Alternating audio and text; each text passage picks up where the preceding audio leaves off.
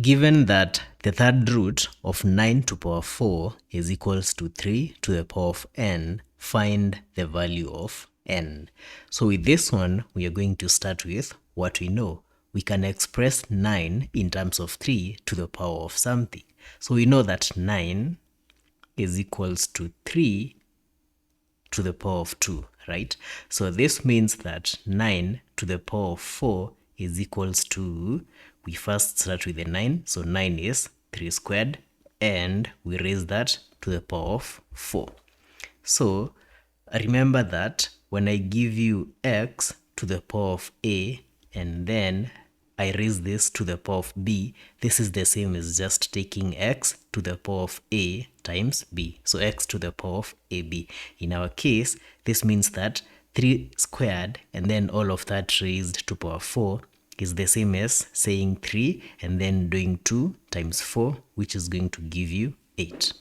So the third root of 9 to the power 4 now becomes the third root of 3 to the power of 8, and then on the right side we have the 3 to the power n. Now anytime I give you, or rather tell you to find the nth root of x, this is the same as taking x and then raising it to the power of 1 out of n.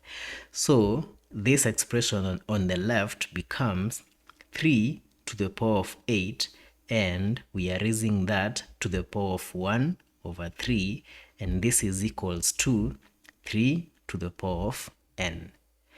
Now again, remember, when I give you x to the power of a and then to the power of b, it's just the same as x to the power of a times b. So we apply the same principle here. 3 to the power of 8 and then to the power of a third is the same as 3 to the power of 8 times a third, which is going to give us 8 over 3. And then on the right, we have 3 to the power of n. Then notice that the bases are the same. When the bases are the same, it also means that the powers are identical.